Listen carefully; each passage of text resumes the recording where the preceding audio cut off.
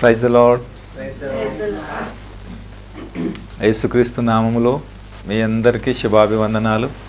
నూతన సంవత్సర శుభాకాంక్షలు తెలియజేస్తున్నాను మీ అందరికీ. ఆమేన్. దేవుడు మిమ్మల్ని దీవించిన గాక. అందరు బాగున్నారు, సంతోషంగా ఉన్నారు. అందరూ వీక్షించిన ప్రతి బిడ్డలకి కూడా సంఘం తరపున, నా కుటుంబం తరపున, దేవుని తరపున మీ అందరికీ నూతన సంవత్సర శుభాకాంక్షలు తెలియజేస్తున్నాను. దేవుడు మిమ్మల్ని మీ కుటుంబాలను దీవించిన గాక. ఆమేన్. హల్లెలూయా. వాక్యంలోకి వెళ్దాం.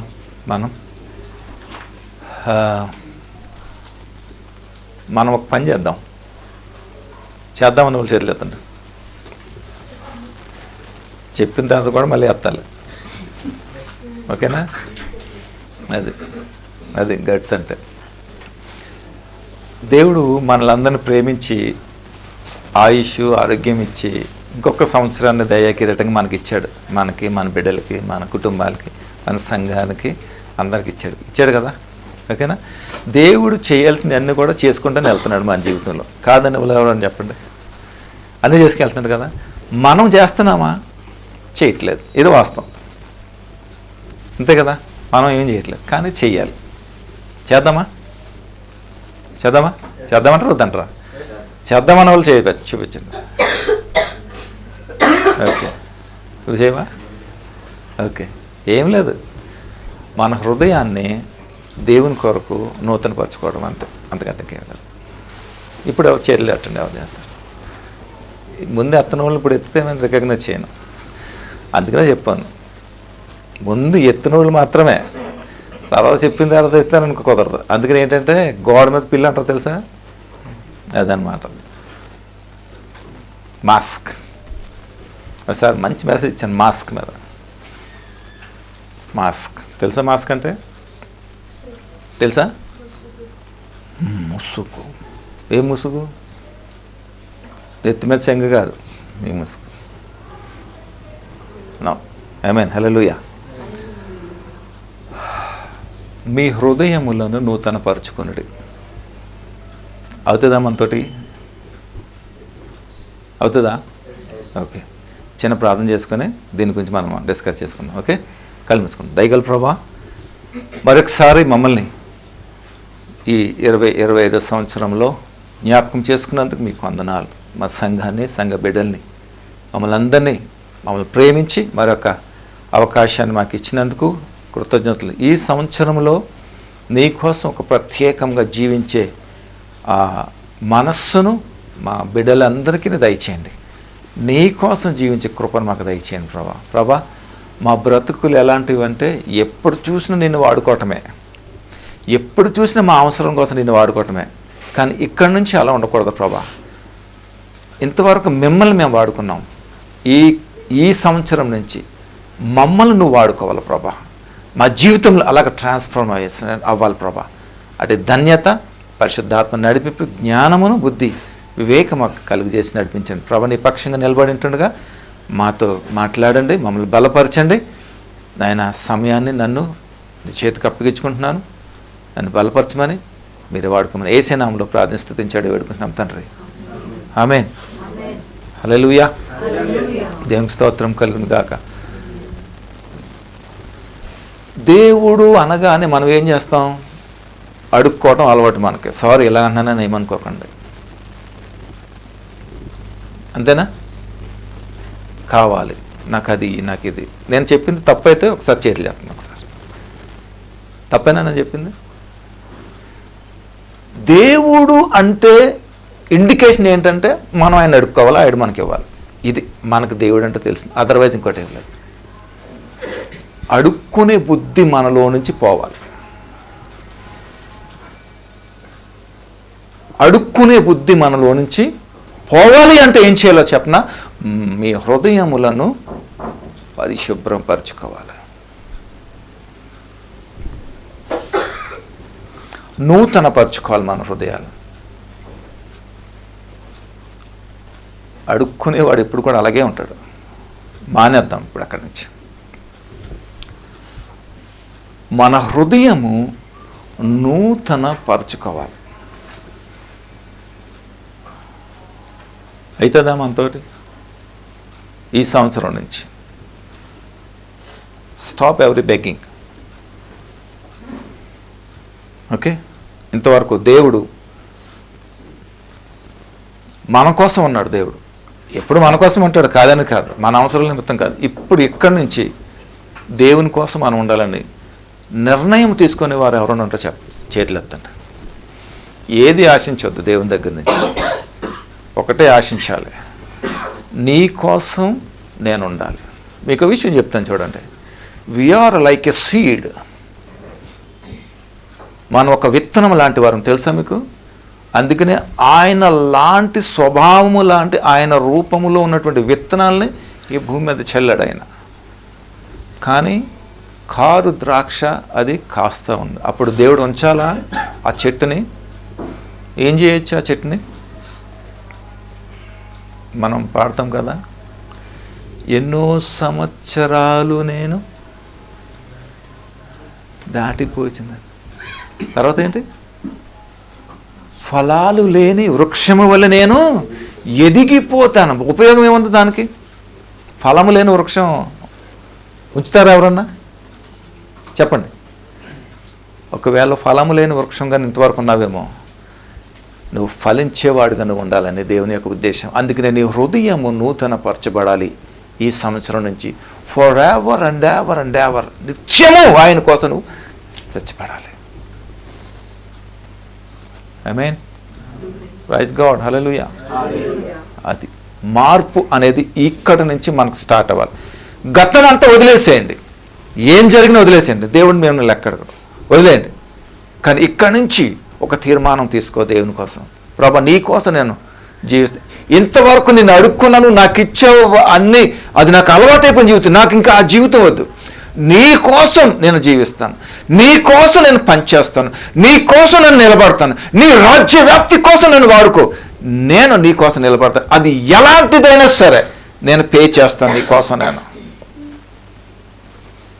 అమ్మో ఎలాగైతే నా అవసరాలు ఎలా తీరుతాయి? ఏం అక్కర్లేదు. నువ్వు ఎప్పుడైతే ఆయనను చూస్తావో, ఆయనను వెతుకుతావో, ఆయన వెంబడిస్తావో, అవన్నీ నువ్వు అడిగి వాటి కంటే ఎక్కువగా నీ వెనకాల వస్తాయని చెప్తున్నాను కదా. అన్నీ వెనకాల వస్తాయి, అన్నీ వెనకాల వస్తాయి నీ వెనకాల. ఫర్దర్ స్టడీస్ ఎలా ప్రభావ నన్ను ఏ అమ్ముకోవాలనుకునేవాడు నేను. నువ్వేం అమ్ముకోగలదురా, నీకు సోర్సెస్ ఇస్తాను అన్నాడు. ఇచ్చాడా? మీ ఎదురుగుండా ఇచ్చాడా లేదా? ఇచ్చాడా లేదా దేవుడు నాకు? ఇచ్చాడా లేదా? ఎందుకు ఇచ్చాడు దేవుడు నాకు? నేను దేవుడిని వెతుకుతున్నాను. నా ప్రతి అవసరం అది వెతుక్కుంటూ వస్తుంది నేను. ఆమేన్. హల్లెలూయా. నిన్ను కూడా అదే చేస్తాడు. You can stop begging. ఆపేయండి. జరిగిన వదిలేసేయండి. జరగబోయే వాటిని కొంచెం చూద్దాం. చాలా తక్కువ సమయం ఉంది. ఇక విచిత్రమైన విషయం చెప్పనా? అపవాది చాలా తొందరలో ఉన్నాడు. ఎందుకు తెలుసా? సమయం లేదు, వచ్చేస్తున్నాడు ఎంత తొందరగా. ఈ లోపు మనం చక్క పెట్టుకోవాలి. తెలుసా మీకు విషయం? తెలుసా లేదా? జీవం గల దేవుని మనం సేవిస్తున్నాం, కానీ మనకి అది ఎందుకు తెలుసా? నా జనులు జ్ఞానము లేక నశించిపోతున్నారు అంటున్నాడు దేవుడు. జ్ఞానము లేనివాడా, నీకు జ్ఞానం లేకపోతే రా నా దగ్గరికి, నేను జ్ఞానం ఇస్తాను అంటున్నాడు దేవుడు. ఈ క్షణం నుంచి ఆయన జ్ఞానం కలిగి ఉండాలి మనందరూ కూడా. అట్టి ఆత్మ నడిపింపు మీ మీద ఉందును కాక. జ్ఞానం కలిగినటువంటి వారుగా ఉండాలి. హల్లెలూయా. దేవుడు ఎందుకు నీ హృదయమును నూతన పరచుకోమంటున్నాడు? దానికి కారణం ఏంటి? హెచ్కేలు గ్రంథంకి ఒకసారి వెళ్ళినట్లయితే 36వ అధ్యాయము 26వ వచనంలో ఒకసారి చూద్దాం. త్వరగా నేను చెప్పి నేను ముగించడానికి ప్రయత్నం చేస్తాను. 36:26 వచనం.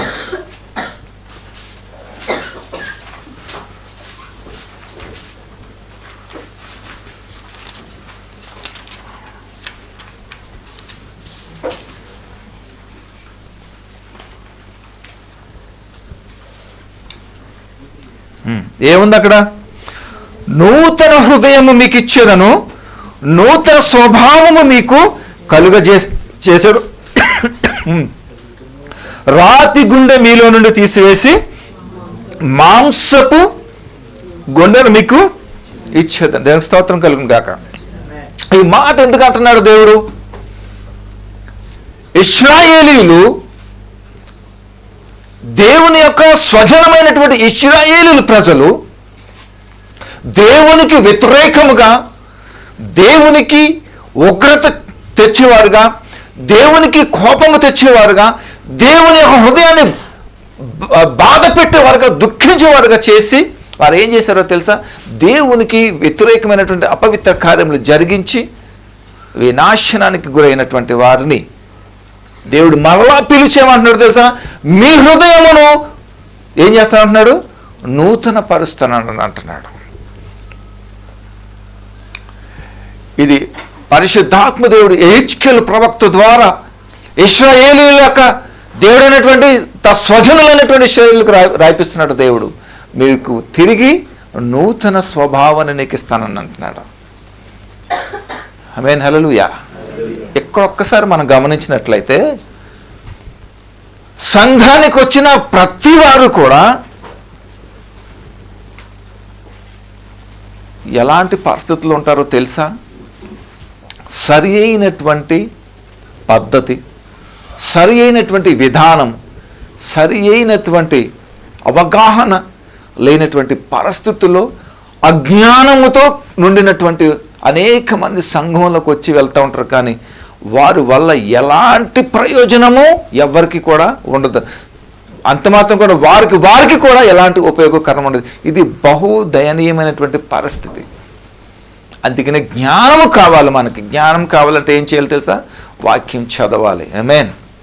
అపవాది ఎంత తెలివైనడో తెలుసా మీకు? చెప్తాను వినండి.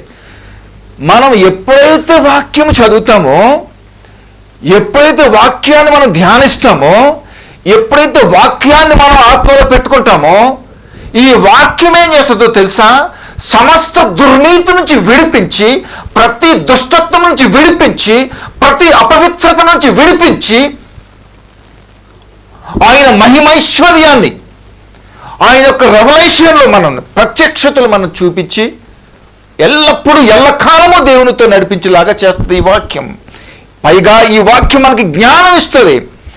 ఈ జ్ఞానాన్ని బట్టి మనం ఏం చేస్తాం తెలుసా? దేవునితో మనం కలిసి నడుస్తాం. ఇది దీంట్లో ఉన్నటువంటి గొప్ప విశేషం.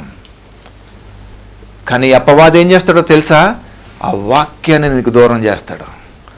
ఓవర్ టైమ్స్ ఇస్తాడు నీకు, డ్యూటీలో రెస్ట్లెస్ చేస్తాడు, నీకు వాడేస్తాడు, నీకు పనికిమాలిని అన్నీ కూడా చేస్తాడు. ఎందుకు తెలుసా? వాక్యానికి నిన్ను దూరం చేశాడు అనుకో, నువ్వు ఎవరికి దూరం అవుతావు? ఎందుకు?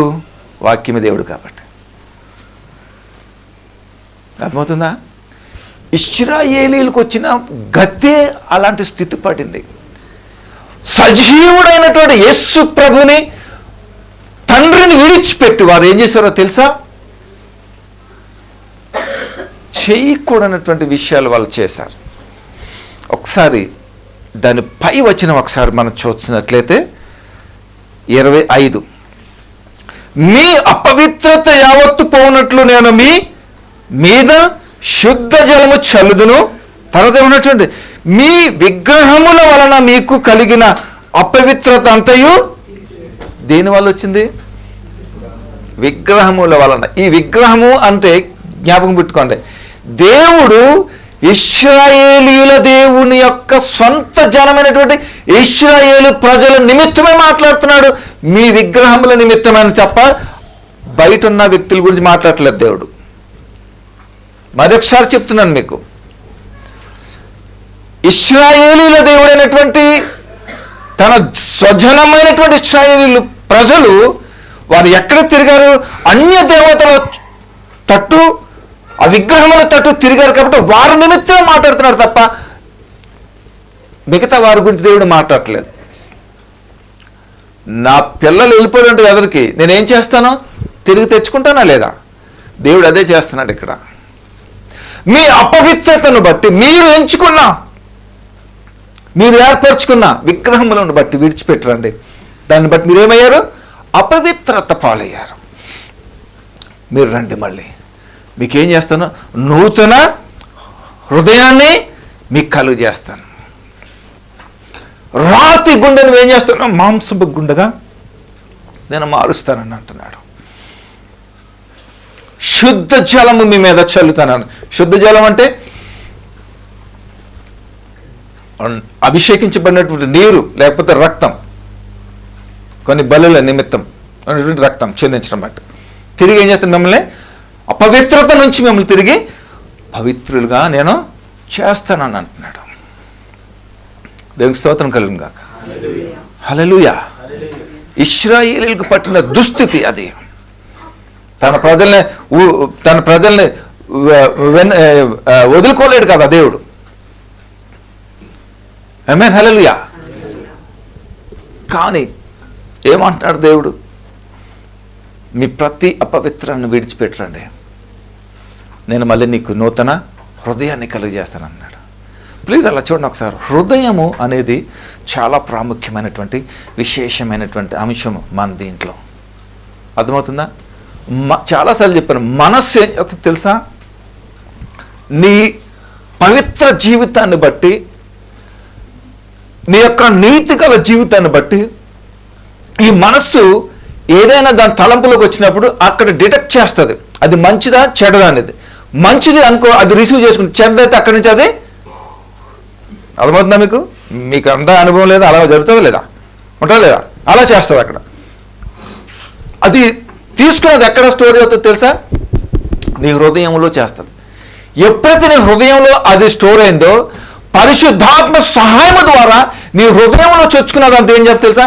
ఇంప్లిమెంటేషన్ అనేది చేస్తుంటుంది అన్నమాట, క్రియల్లో. ఇలాగ ఉంటుంది దీని యొక్క విధానం. అర్థమవుతాయి? ఆమె చెప్పండి.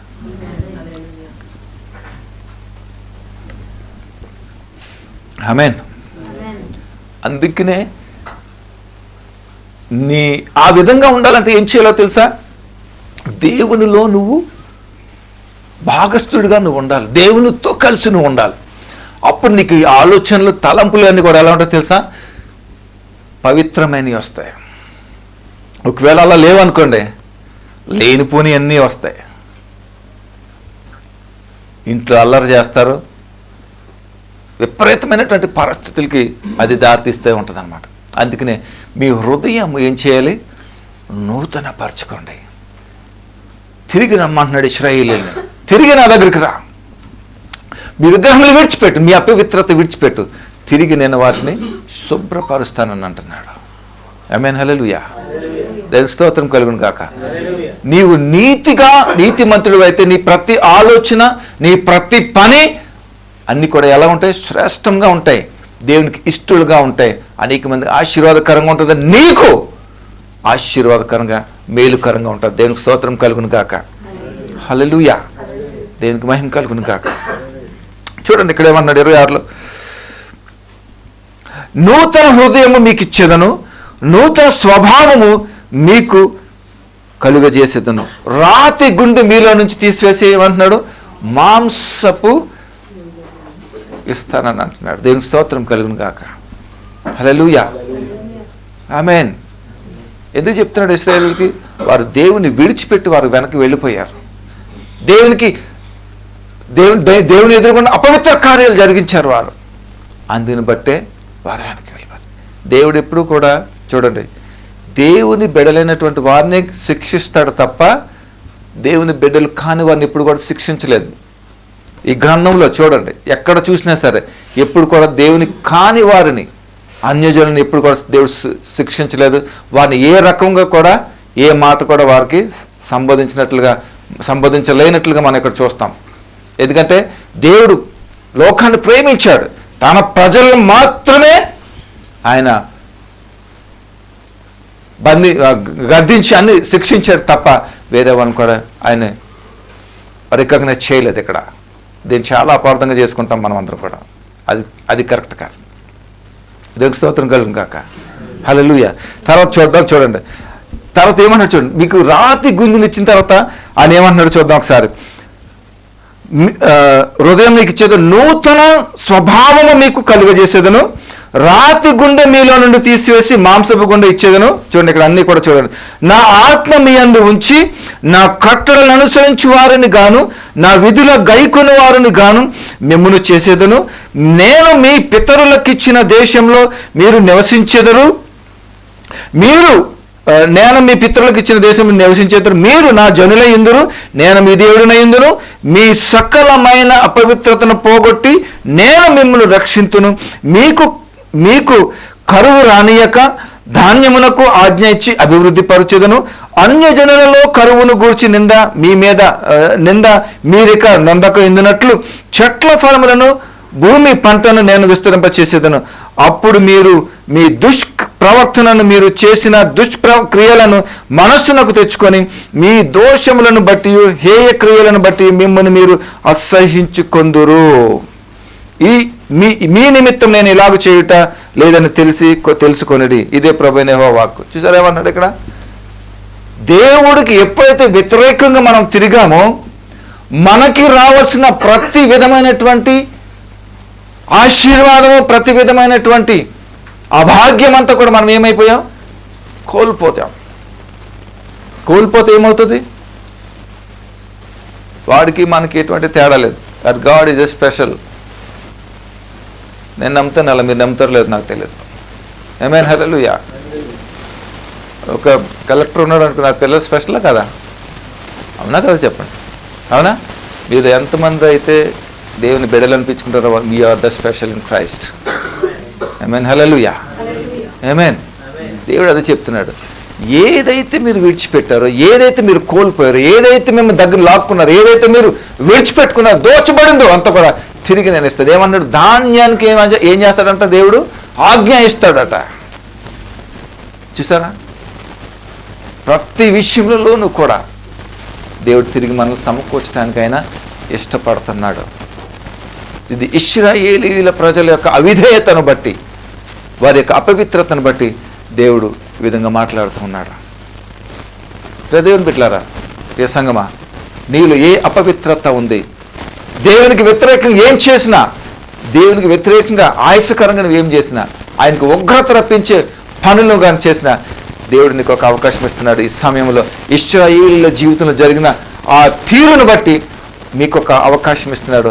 ఈ రోజు నువ్వు సర్వ్ చేసుకుని వస్తే నీకు నేను నూతన హృదయాన్ని కలుగు చేస్తాను అంటున్నాడు దేవుడు. కలుగు చేసి ఏమంటున్నాడు ఆయన? మళ్ళా ఏమంటున్నాడు? పంట అంతా ఇస్తాను అన్నాడు. చదవండి అక్కడ 27 నుంచి ఏమన్నాడు? నా ఆత్మ మీ అందు ఉంచుతాను. పోయిందా లేదా? దేవునికి వ్యతిరేకంగా ఉన్నప్పుడు ఆయన ఆత్మ పోయిందా లేదా? మన మీద నుంచి పోయిందా లేదా? పోయింది. ఏమంటున్నాడు? నా ఆత్మ మీ అందుంచి నా కట్టడలను అనుసరించి వారుగా నా విధులు గైకునే వారికి మిమ్మల్ని చేస్తాను. అంతకుముందు ఉన్నాయా? ఈ పోగొట్టుకున్న తర్వాత ఉన్నాయా లేవా? అవన్నీ కూడా పోయినాయి, అనుకో, ఏం లేవు. బట్ ఏమన్నాడు? మళ్ళీ నేను నీకు ఇస్తాను. నా ఆజ్ఞలు నేను, నా కట్టడలు నియమించే వారికి నేను చేస్తాను అన్నాడు. ఏ పిల్లలైనా సరే తల్లిదండ్రులకి ఒబీడియన్స్గా ఉంటూ మాట విని నడిచినప్పుడు ఏమవుతారో? తల్లిదండ్రులకి ఘనత, సంతోషం, బిడ్డలకి అది ఆశీర్వాదకరము. మరి బిడ్డలు ఏదైతే ఎక్స్పెక్ట్ చేస్తారో దానికి మించినటువంటి అన్ని కూడా తల్లిదండ్రులు అనేది ప్రొవైడ్ చేస్తూ ఉంటారు. అవునా కదా? చెప్పండి. దేవుడు కూడా అంతే. దేవుని యొక్క కట్టడలు అనుసరించి, దేవుని యొక్క నిబంధనలు అనుసరించి, దేవుని సంతోషపెట్టేవారుగా దేవుని కట్టడలు అనుసరించి ఆయన చిత్తం నడిచి వార్చు ఉంటే కనుక దేవుడు సకల విధమైనటువంటి ప్రతి అవసరం ఈ భూమి మీద సమృద్ధిగా నీకే కాదు, నీ యొక్క మరి సంతానం నీ పిల్లలందరికీ కూడా ఆయన సమృద్ధిగా జరిగిస్తాడు. దేవునికి మహిమ కలుగును గాక. హల్లెలూయా, హల్లెలూయా. నువ్వు ఏది కోల్పోయావో అది దేవుడు నీకు తిరిగిస్తానన్నాడు. మరి చూడండి, నా విధులను గైకొనుటకు వారిని కానీ మిమ్మల్ని చేసేదను. నేను మీ పితరులకు ఇచ్చిన దేశంలో మీరు నివసించెదరు. ఆమేన్, హల్లెలూయా. వాళ్ళ పితరులు ఎక్కడ నివసించారంట?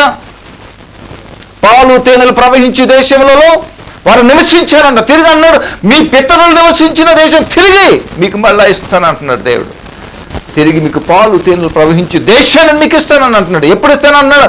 మీరు నా కట్టడలను కనుక గైకొనున్నట్లయితే. ఆమేన్, హల్లెలూయా. మీకు తిరిగి ఇస్తానని అంటున్నాడు దేవుడు. ఎంత అద్భుతమైన దేవుడు! ఏ దేవుడని ఇలా చెప్పడం మీరు చూసారా? మీరు విన్నారా? ఎక్కడైనా విన్నారా? ఎక్కడైనా బోధించారా? లేదు. మన దేవుడు ఒక్కడ మాత్రమే, ఏకైక దేవుడు మాత్రమే. ఆయన దేవుడు కాబట్టి ఆయన తెలియజేస్తున్నాడు, తిరిగి నీకు ఇస్తానని అంటున్నాడు. ఆమేన్, హల్లెలూయా. మీరు నా జనులై ఇందురు నేను మీ దేవుడినై యుందును. ఆమేన్, హల్లెలూయా. ఎప్పుడైతే వైదొలిగిపోయారో దేవుడు అనేవాడు ఉన్నాడా వాళ్ళకి? లేదు. ఎందుకు? దేవుడిని విసర్జించారు కాబట్టి. మళ్ళీ ఏమన్నాడు దేవుడు? నేను మీకు దేవుడినై యుందును, మీ సకలమైన అపవిత్రతను పోగొట్టి నేను మిమ్మల్ని రక్షింతును, మీకు కరువు రానియక ధాన్యములకు ఆజ్ఞాపించే అభివృద్ధి నేను పరిచేదని. అన్నీ కోల్పోయారు వాళ్ళందరూ కూడా, నిస్సహాయ స్థితిలో ఉండిపోయారు వాళ్ళందరూ కూడా. అలాంటి వారిని చూసి దేవుడు తిరిగి రమ్మంటున్నాడు ఈ సమయంలో. నిన్ను నన్ను కూడా పిలుస్తున్నాడు ఈ సమయంలో. గ్రహిస్తున్నావా ఆయన స్వరము? ఆయన స్వరము నువ్వు గ్రహిస్తున్నావా? ఈ వాక్యం వింటున్నావా? ఈ వాక్యం వింటుంటే ఈ వాక్యంతో పాటు ఒక స్వరము నీకు ఖచ్చితంగా వినబడుతుంది. ఒక స్వరము నీకు ఖచ్చితంగా నీ చెవిన వినబడుతుంది. ఆ స్వరము నిజమైన స్వరము, ఆ స్వరము దేవుని స్వరము. ఆ స్వరము కనుక నువ్వు వింటే నీ జీవితము తిరిగి నూతన పరచబడుతుంది. దేవుని స్తోత్రం కలుగును గాక. ఆమేన్, హల్లెలూయా. అన్యజనులలో కరువును గూర్చిన నింద మీరిక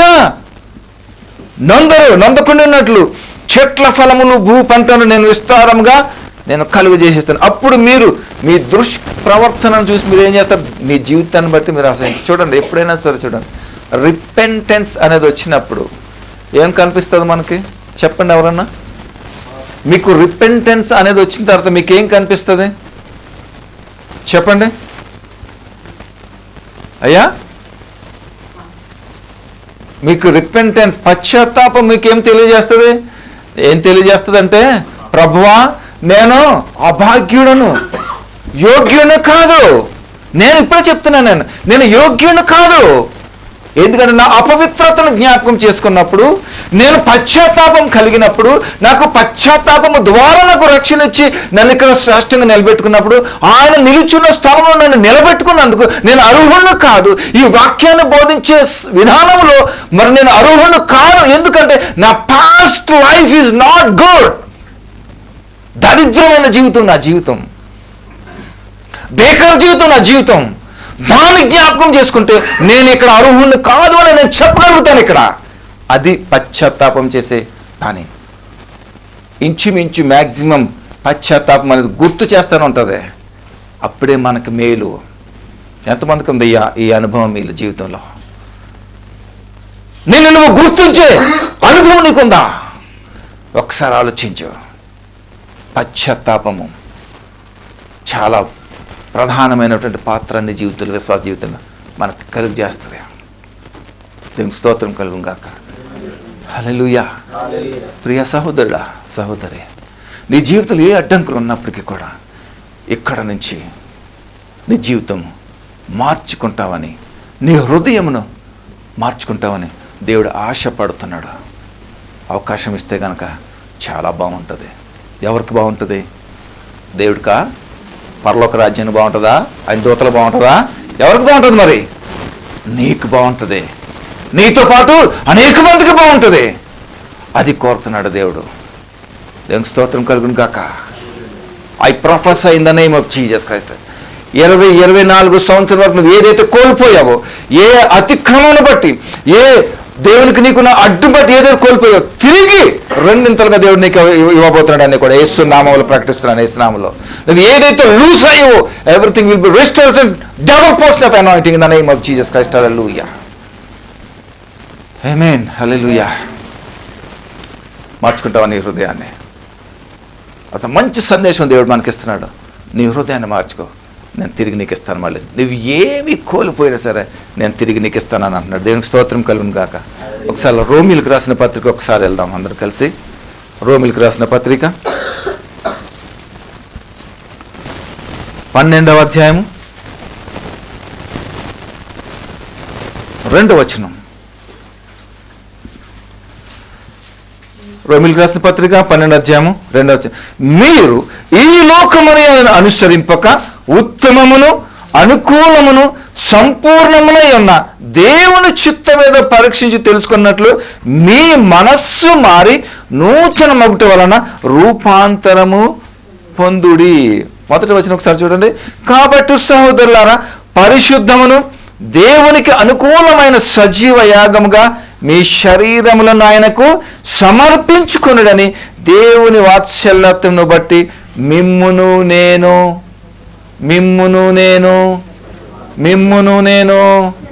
ఏమంటున్నాడు? మిమ్మును నేను ఎందుకు బ్రతిమాలుకోవాల్సి వచ్చింది ఆయనకి? ఎందుకు బ్రతిమాలుకోవాల్సి వచ్చింది? ఎవరైతే బ్రతిమాలుతున్నాడో ఆయనకి తెలుసు తన పాత జీవితం ఏంటనేది. అలా ఉండకూడదురా అనేసే బ్రతిమాలుతున్నాడు, అంతేనే కదా. అనే ఒరే నేను దాంట్లో పడ్డాను, నువ్వు ఇంకా పడొద్దురా, నేను చెప్తున్నాను అక్కడికి వెళ్ళొద్దని అంటామా లేదా? చెప్పండి. బతిమాలుతామా లేదా? ఆడ వెళ్తానంటే వద్దు, ఎందుకంటే దాని గురించి నీకు తెలుసు కాబట్టి. అవునా? భయంకరమైనటువంటి దేవునికి ప్రజలకి నరకం చూపించాడు అతను. అందుకని వద్దు అని అంటున్నాడు, బతిమాలుతున్నాను అని అంటున్నాడు, ప్లీజింగ్ అని అంటున్నాడు. దేవునికి స్తోత్రం కలిగిన కాక. హల్లెలూయా. ఏమన్నాడు? మీరు ఈ లోక మర్యాదను అనుసరించొద్దు. లోక మర్యాద అంటే ఏముంది? చాలామంది మనలో ఎవరుంటారో తెలుసా? 50-50 అంటారు. బ్రిటానియా 50-50 లాగా. తిన్నారు ఎప్పుడన్నా బ్రిటానియా 50-50? తిన్నారా? తినలేదా? సాల్టీగా ఉంటుంది, స్క్వేర్ షేప్లో ఉండి హోల్స్ ఉంటాయి అలాగా. తిన్నారా లేదా? భలే ఉంటుంది తింటే, నాకు క్రంచీగా కదా. అలాంటి జీవితం ఉంటుంది మన జీవితంలో. సగం అది కావాలి, సగం ఇది కావాలి. అమ్మో బతకాలి, మరి సగం బతకాలంటే మరి లోకం కావాలి. మరి దేవుడు అంటాడు, లోకస్తుడు అయితే నువ్వు నా వల్ల కాదురా, నువ్వు నా వాడు కాదురా అంటాడు. ఎందుకంటే లోకం నాది కాదురా, నేను లోకం నుంచి నా రక్తం ఇచ్చి నేను వేరు చేశాను రా. లోకంతో నీకు సంబంధం ఏంటి? ఇప్పుడు ఇశ్రాయేలు అదే అనుకున్నారు ఇప్పటి వరకు. వాళ్ళు ఏం చేశారు? వెళ్ళిపోయారు బయటికి. లోకంలో ఉన్న నమ్ముకున్నారు, బతకాలి కదా. అమ్మో లోకం లేకపోతే ఎలాగంటే మనం ఎలా బతుకుతాం? మనం బ్రతకాలి కదా. నీతిమంతుడికి కలుగు ఆపదలు అనేకము అని అన్నది వాక్యం. నువ్వు నీతిమంతుడు అయితే నీకు ఆపదలు ఉంటాయి.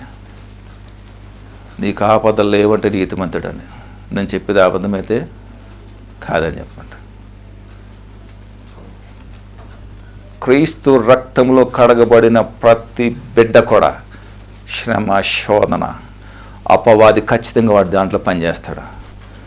వాడు శరీరాన్ని విడిచిపెట్టేంత వరకు, నేను చెప్తున్నాను నా అనుభవాన్ని బట్టి. ఒకవేళ కనుక అలాంటి ఎక్స్పీరియన్స్ నువ్వు లేవా, ఖచ్చితంగా రాసి పెట్టుకో, నీకు దేవునికి ఏ సంబంధము లేదు. ఏ సంబంధము లేదు. పట్టించుకోడు దేవుడు నిన్ను, తెలుసా? పట్టించుకోడు దేవుడు నిన్ను. నీ విశ్వాసము ఎదగాలంటే దేవుడు నీకు ఏం చేస్తాడో తెలుసా? యోబు గారి గురించి అందరూ తెలుసు కదా, చెప్పనులే ఆయన గురించి నేను. ఆయన ఎవరు? యోబు గారు ఎవరు? ఆ ఊజు దేశం గొప్ప భక్తిపరుడు ఆయన. ఆయనంత భక్తిపరుడికి ఎవరు లేడు. మహా ఉన్నతమైనటువంటి జీవితం కలిగిన వ్యక్తి ఆయన, గొప్ప సంపదకుడు ఆయన. ఏం చేశాడు దేవుడు? శ్రమ పంపించాడా లేదా? శోధన పంపించాడా లేదా? ఊడ్చేసాడు, చీపుతో తుడిచినట్టు తుడిచేశాడు, మొత్తం స్వైప్ చేశాడు మొత్తం అంతా కూడా. ఒక్క భార్యను ఉంచాడు. ప్రతి భర్తకి భార్య అని ఇస్తాడు. ఒక ఎద్దులకి ముక్కులోంచి కళ్ళు వేస్తాడు, తెలుసా? ఎందుకు వేస్తాడు దాంట్లో? మాట. మంచి అనుభవం మా తమ్ముడికి. మాట వింటారు అన్నాడు. ఆమేన్, హల్లెలూయా, దేవుని స్తోత్రం. దేవుడు జతపరిచాడు భార్యాభర్తలను, వారిని దీవించాడు, ఏకశరీరులుగా చేశాడు ఆయన. అది దేవుని యొక్క ఉద్దేశం. దాన్ని ఎప్పుడు మనం గౌరవించాలి, ఒకరినొకరు గౌరవించుకోవాలి. సూట్ అవ్వలేదా అని చెప్తేనే? సూట్ అవ్వలేదా? ఒకరినొకరు గౌరవించుకున్నాడు, సూట్ అవ్వలేదా? సూట్ అవ్వట్లేదు మరి మధ్యన, అంతే. దానికి ఏం చేయలేము ఇంకా. ఆమేన్. ఎందుకు సూట్ అవ్వట్లేదు తెలుసా? నీ కుటుంబాన్ని, నీ దాంపత్య జీవితాన్ని అపవాది రూల్ చేస్తున్నాడని సత్యాన్ని నువ్వు తెలుసుకుంటే చాలు. నా శ్రమలలో నేను చాలా కంఫర్ట్గా ఉంటాను, తెలుసా మీకు? భయంకరమైనటువంటి శ్రమలు అలవాటు పడిపోయాను నేను, అలవాటు అయిపోయింది నాకు. వచ్చిందా వస్తుంది, అది పోతుంది. దున్నపోతు మీద వర్షం పడితే ఎలా ఉంటుందో అలా అంటోడిని అనమాట నేను. Don't care, never. అసలు అలవాటు అయిపోయింది నాకు. అలవాటు చేసుకున్నాను నేను. ఎందుకంటే అలవాటు చేసుకోవాలి, తప్పదు. ఎంతకాలం బాధపడుతున్నా, అయ్యో ప్రభా కుర్రమని వచ్చిందా, తగిలిందా, పోయిందా, మళ్ళీ తగ్గిపోతుంది, అంతే. దట్స్ ఎనఫ్, అంతే. కేది అని అసలు దేని కూడా అనమాట. అందుకనే దమ్ము ధైర్యంగా ఉండి నిలబడగలుగుతున్నాను ఇక్కడ. దేవుని మహిమ కలుగును కాక. హల్లెలూయా, హల్లెలూయా, దేవునికి స్తోత్రం కలుగును కాక. ఏమన్నాడు? ఈ లోక మర్యాదను మీరు అనుసరించొద్దు. ఈ లోక మర్యాద అంటే ఏమున్నాయి దాంట్లో? అల్పకాల పాప భోగం నిమిత్తమని అన్ని కూడా, బట్టలు, బొట్టలు, తట్టలు, మెట్టలు, ఓకే, అన్ని బంగారము, వైట్ వీర్యాలు, అవన్నీ అవసరమే, నేను కాదనట్లేదు, తప్పనట్లేదు. బట్ ఎవరికి నువ్వు ప్రయారిటీ ఇస్తున్నావు, అది ప్రాముఖ్యంగా. అన్నీ వేసుకుంటూ ధరించడం తప్పని అనట్లేదు, వేసుకోవాలి, దేవుడు మన కోసం ఇచ్చాడు. కానీ అట్లా వెనకాల పరిగెట్టడమే తప్పు అంటున్నాను నేను, అందుకంటే ఇంకేం లేదు. హలో, ఈ లోక మర్యాదను అనుసరించద్దు. అర్థమవుతుందా? అవన్నీ మనకి కాదు. కొంతమంది బంగారం వేసుకోకూడదు పాపం అంటారు, కాదు, వేసుకోవాలి. మనం ఎక్కడ తిరుగుతాం తెలుసా? రేపు పొద్దున బంగారపు వీధుల్లో తిరుగుతాం. అవగాహన లేకపోతే అలా ఉంటాం. బంగారపు వీధుల్లో తిరుగుతాం, బంగారపు పిల్లల్లో మనం ఉంటాం. అవునా? కాంక్రీట్లో ఉండవు అక్కడ, గోల్డ్. ఆమేన్, హల్లెలూయా. అంత సంపద ఇచ్చాడు దేవుడు. ఇప్పుడు గోల్డ్ మైన్స్ ఎందుకు ఇచ్చాడు దేవుడు? పరలోకంలో ఉన్న సోర్స్ ఇక్కడికి ఇచ్చాడు దేవుడు. అవునా కదండి? కాదా? కాదంటారా? ఇచ్చాడా లేదా? ఇక్కడ కూడా ఎందుకని? పరలోక ఆనందాన్ని, అనుభవాన్ని ఇక్కడ కానీ దోచుకున్నాడు. కానీ తర్వాత మనం ఏం చేస్తాం తెలుసా? అవన్నీ అనుభవిస్తాం. ఎందుకంటే దేవుని చిత్తము భూమి మీద నెరవేర్చటమే దేవుని యొక్క ఉద్దేశం. కాబట్టి మధ్యాకాశంలో మనకేముంటుంది? నూతన భూమి, నూతన ఆకాశము, నూతన అన్నీ కూడా ఉంటాయి. అక్కడ చంటి పిల్లలు ఏం నాగుపాములతో ఆడతారట. అక్కడికి వెళ్ళి కొండ నాగులతో ఆడతారట. అవి ఏమి హాని చేయవట. సింహాలు గడ్డి మేస్తారని. అది దేవుని చిత్తం నెరవేర్చడం. అలా నెరవేర్చబడాలంటేనే మనం కరెక్ట్గా ఉండాలి. ఇక్కడ ఆయన కట్టడలు ఇక్కడ అనుసరించినట్లయితే మనం అక్కడ సంతోషాన్ని, ఆనందాన్ని అనిపిస్తాం. అక్కడికి ఏ భాష ఉండడు. మన యేసుక్రీస్తు ప్రభు మాత్రమే మన భాష ఉంటాడు అనమాట. ఆయనే మన వ్యాధ్యములు తీర్చుతాడు అనమాట. అన్నీ కూడా దేవుని స్తోత్రం కలుగును కాక. ఆమేన్. మీ కన్నులు విప్పబడాలి అంటే ఒకటే ఒక మార్గం, వాక్యాన్ని మీరు చదవాలి బాగా. వాక్యం కనుక మీరు చదివితే వాక్యము ప్రత్యక్షతను మీకు అనుగ్రహించి రాబోయే కాలంలో, రాబోయే తరంలో మీరు ఎలా ఉంటారు, ఎవరితో ఉంటారు, ఏ విధంగా ఉంటారు అని వాక్యము మనకేం చేస్తుంది? బోధిస్తూ ఉంటుంది అనమాట. కానీ అది తెలియకుండా చేయాలంటే దీన్ని గుడ్డితనంగా చేయాలి. అపవాది గుడ్డితనంగా చేశాడంటే నేరుగా వితౌట్ చెకింగ్ వెళ్ళిపోతాం, అంతే. ఎక్కడికి వెళ్ళిపోతాం? డౌటే లేకుండా అనమాట. అందుకనే వాక్యము మీద మనం అందరం కూడా ఫోకస్ చేద్దాం ఈ సంవత్సరం నుంచి. హలో, ఆమేన్, హల్లెలూయా. వాక్యము మీద మనం దాన్ని బట్టి మనం చేద్దాం. చూడండి, అనుకూలం అంటే ఆ సమయానికి ఏది అనుకూలం అది చేద్దాం. ఇప్పుడు మంచి మేఘం పట్టేసింది, ఇంకా వర్షం పడలేదు. ఇంకా ఉదాహరణకు చెప్తుంది, మంచి మేఘం పట్టేసింది అనుకో, సరిగ్గా అరగంట ఉంది చర్చికి వెళ్ళడానికి.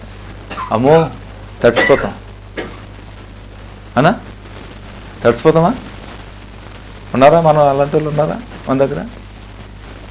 చిన్న చిన్న విషయాలకు చర్చ మానేది ఎంత దురదృష్టకరం అండి. అది చిన్న చిన్న సంఘటనలకు నేను ఎందుకు కాపాడాలి దేవుడు? నేను ఎందుకు కాపాడాలి? నేను నా ప్రశ్న అది వేసుకుంటాను. మరి మీరు ఎలా వేసుకుంటారు నాకు తెలియదు. నేను దేవునికి సబ్మిట్ చేయాల్సింది కనుక సబ్మిట్ చేయాలి. నన్ను ఎందుకు పోషించాలి దేవుడు? నన్ను ఎందుకు కాపాడాలి దేవుడు? రూలా?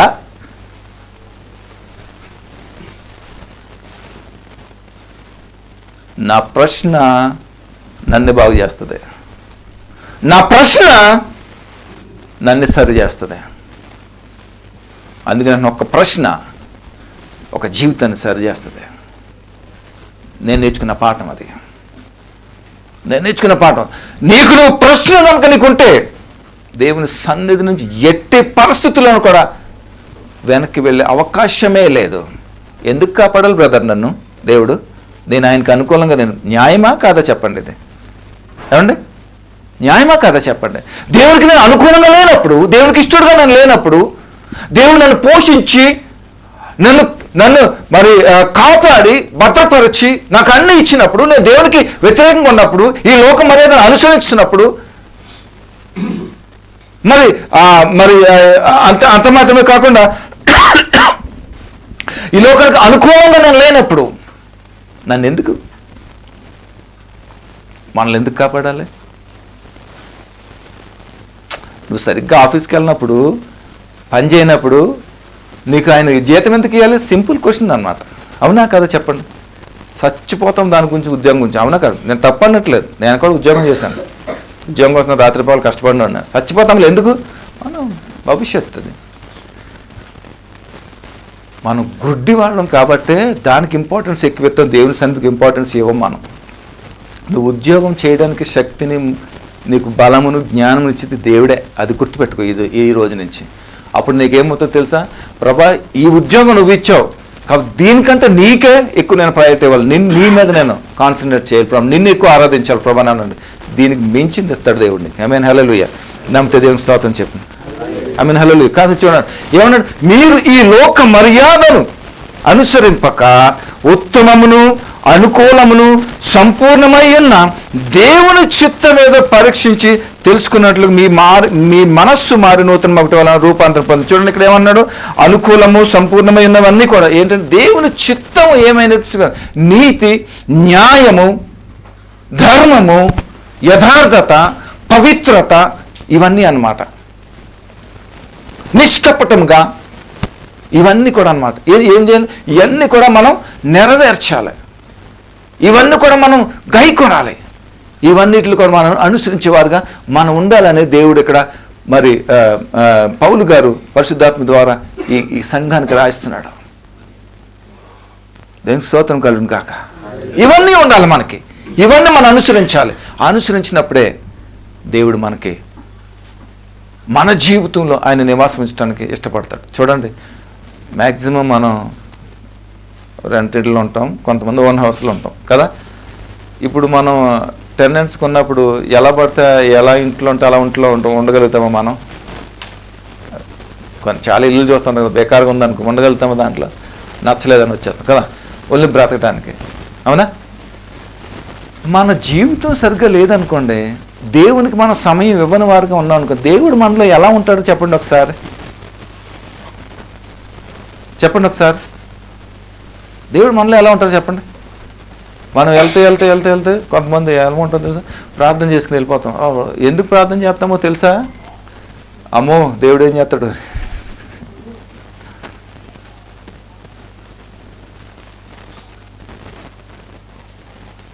దేవుడు ఏం చేస్తాడు అని. దేవుడు ఏమి చేయడు. నువ్వు ఎక్కడుంటావు, నీ ప్రార్థన కూడా అక్కడే ఉంటుంది. హల్లెలూయా. మీ మనస్సు మార్చబడాలి. ఈ సంవత్సరం నుంచి, ఈ దినం నుంచి కమిట్మెంట్ తీసుకుందాం మనందరం కూడా. ఏకీభవిస్తారా ఈ మాటకి? అందరూ కూడా మన జీవితం మార్చబడాలి. ఏదైతే ఇశ్రాయేలీలు వాళ్ళు పోగొట్టుకున్నారో, దేవునికి వ్యతిరేకంగా వెళ్ళి విగ్రహాల ద్వారా తిరిగి నూతన పరుస్తానంటున్నాడు, తిరిగి రాతానన్నాడు. ఈ దినం నువ్వు నేను కూడా దేవుని సన్నిధికి పిలుస్తున్నాడు, దగ్గరికి రావాలి మనం. ఆమేన్. మనం మరింత బలవంతులుగా మనం ఉండాలి. ఉందాక సిద్ధపడుతున్నారు లేదా? మనం ఈ లోక మర్యాదను అనుసరించొద్దు. ఏమనుసరించాలి? నీతి, న్యాయము, ధర్మము, మంచి విధానం, మంచి లక్షణము, మంచి ఉద్దేశం, మంచి మనస్సాక్షి కలిగినటువంటి వారుగా మనం ఉన్నప్పుడు దేవుడు మనలో ఆసీనుడు అయినప్పుడు మన ద్వారా దేవుడు అనేక కార్యాలు జరిగించాలని దేవుని యొక్క ఉద్దేశం.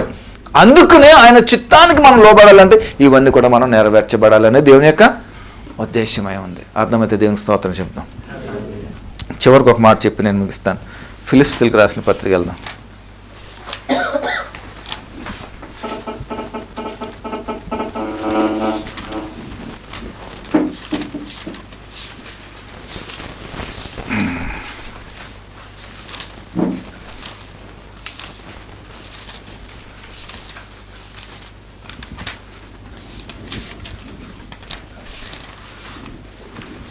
హల్లెలూయా. దాన్ని అర్థమవుతుందా మీకు? ఆమేన్.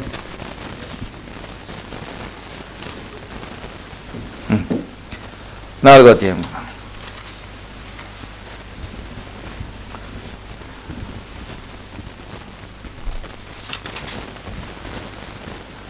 8-9 నేను చదువుతాను.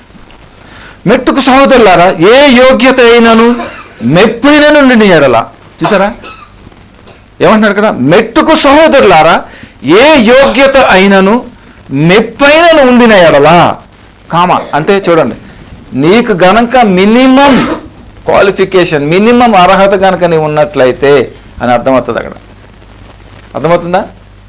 ఒకసారి గమనించండి ఆ మాటను మీరు. 8వ వచనం ఒకసారి గమనించండి. మెట్టుకు సహోదరులారా ఏ యోగ్యత అయినను, ఎలాంటి ఎబిలిటీ, మెప్పైనను అర్హత ఉండిన ఎడల, తరచుండి, ఏవి సత్యమైనవో, ఏవి మాన్యమైనవో, ఏవి న్యాయమైనవో, ఏవి పవిత్రమైనవో, ఏవి రమ్యమైనవో, ఏవి ఖ్యాతి గలవో వాటి మీద ధ్యానం ఉంచుకొనుడు. ఎంత అద్భుతమైన మాట చూసారు ఇక్కడ. అందుకనే ముందు అంటున్నాడు, కామ పెట్టేమంటున్నాడు. ఏమన్నా తెలుసా? సహోదరులారా ఏ యోగ్యత అయినను మెప్పైనను ఉంటే. ఈ రెండు చాలా ప్రాముఖ్యం. ఈ రెండు లేకే మనము దేవుణ్ణి దుఃఖపరిచేవారుగా మనం ఉంటున్నాం అని నా నమ్మకం, ప్రగాఢమైనటువంటి మాట. అవునా కదా చెప్పండి. ఏం లేదు మనలో, ఏం లేదండి, యోగ్యత లేదు, మెప్పు అంటే అసలే లేదు. మరి ఇవన్నీ ఎలా తెలుస్తాయి? ఇవన్నీ తెలియలేదు. మనకేం కావాలి? ఒక చిన్న మాట చెప్తాను చూడండి. దేవునికి మీరు లోపడితే చాలు. దేవుడు పరిశుద్ధాత్ముని యొక్క సహాయము మీకు తోడయుండి మిమ్మల్ని ఎలా జీవింపచేయాలో అనేది దేవుడు చూసుకుంటాడు. పరిశుద్ధాత్ముడు పెద్ద కష్టపడక్కర్లా. నువ్వు కష్టపడాల్సింది ఏంటో తెలుసా? నీ నీతిని బట్టి, నీ పరిశుద్ధతను బట్టి, నీ యొక్క విశ్వాసమును బట్టి, నీకు ఏర్పరచబడినటువంటి, నీకు సిద్ధపరచబడినటువంటి నీ మీదకు వచ్చే శ్రమలను బట్టి నువ్వు కనుక ఓర్చుకుంటూ ఓపికతో సహనంతో కనుక ఉంటే చాలు. మిగతాదంతా దేవుడు చూసుకుంటాడు. ఎంత క్లారిటీ ఇచ్చాడు దేవుడు. మనం చేసింది ఏంటి? నేనున్నానండి సేవకుడిని. 18 సంవత్సరాల క్రితం నన్ను పిలిచాడు. 19 సంవత్సరాలు నేను పరిచర్య మొదలెట్టి 4 సంవత్సరాలు అయింది. 2020లో మొదలు పెట్టిన 2020లో చిన్నగా 4 సంవత్సరాలు పూర్తయింది. ఎన్ని సంవత్సరాలకు నన్ను నిలబెట్టుకున్నాడో తెలుసా? 16 సంవత్సరాలకు నిలబెట్టుకున్నాడు. 18 సంవత్సరాలు ఇప్పుడు వాడుకుంటూ మొదలే. ఈ 18 సంవత్సరాలు నాకు నేర్పించింది ఏంటో తెలుసా?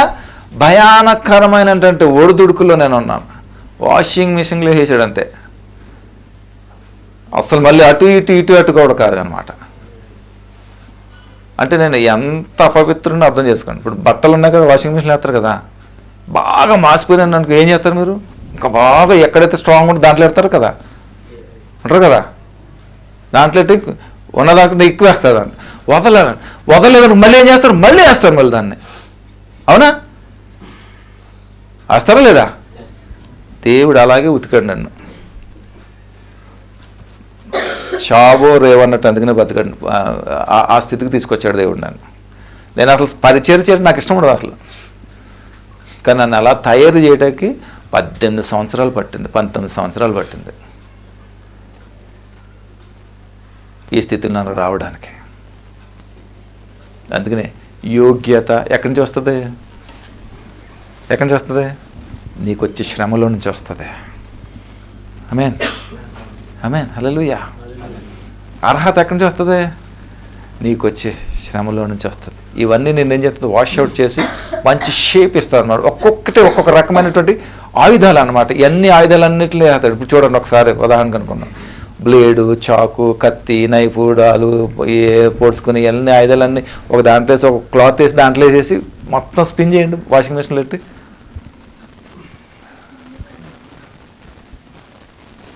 ఆపే కెమెరా. Okay, right.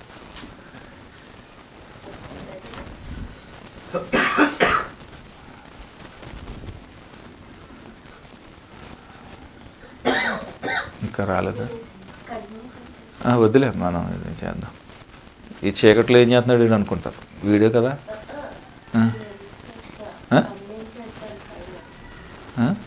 అది మోటార్ వేసాడు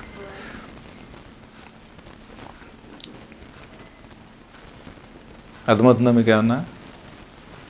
మాట్లాడరు. ఎప్పుడు వదులుతాడా అని చూస్తుంటారు. ఇప్పుడు చూసినాను ఎప్పుడు వెళ్ళిపోదామా అని చూస్తారు. వదిలేస్తున్నారు 2 నిమిషాల్లో అంటారు కదా.